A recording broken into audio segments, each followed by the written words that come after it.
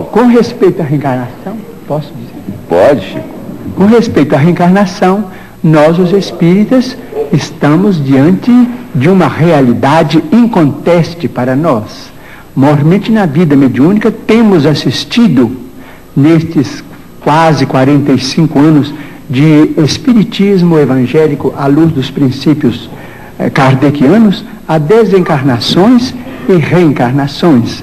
Mas permitimos-nos também perguntar ao senhor Manuel de Melo, ao nosso caro pastor evangélico, senhor da pergunta, e também àqueles que fazem objeções contra os princípios da reencarnação, permitimos-nos perguntar sobre o sofrimento das crianças, por exemplo. Não vamos nos referir aos adultos, porque seria alongar muito a resposta, mas vamos pensar nas crianças. Por exemplo, nós, os espíritas, muitas vezes encontramos determinados casos de suicídio, e às vezes suicídio acompanhados de homicídio, ou às vezes apenas de homicídio. Mas vamos encontrar esses problemas do complexo de culpa levado para além desta vida, e depois esse complexo de culpa renascido com aquele que é responsável por ele através de sofrimentos que só podemos entender através da reencarnação. Por exemplo, muitas vezes temos encontrado, por exemplo, irmãos nossos suicidas que dispararam um tiro contra o coração e que voltam com a cardiopatia congênita ou com determinados fenômenos que a medicina classifica dentro da chamada tetralogia de Fallot. Nós vemos companheiros que quiseram morrer voluntariamente pelo enforcamento e que voltam com a paraplegia infantil, comumente chamada de enfermidade de Little.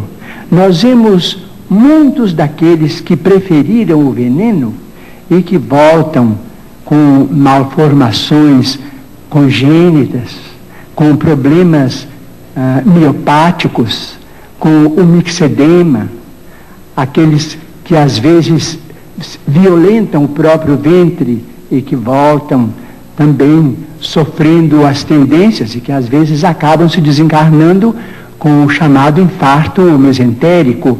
Nós vemos, por exemplo, aqueles que preferiram morrer pelo afogamento para se retirarem da vida num ato de rebeldia contra as leis de Deus.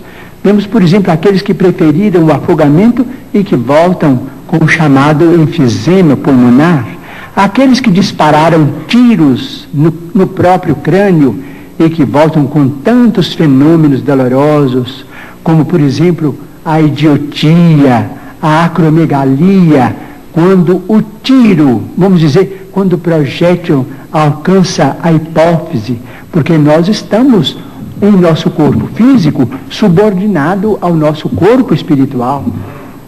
Então, principalmente nos fenômenos, os fenômenos decorrentes do suicídio por tiro no crânio são muito dolorosos, porque vemos a surdez, a cegueira, a mudez congênitas, e vemos este sofrimento em crianças incompatíveis com a misericórdia de Deus, porque nós sabemos que Deus não quer a dor.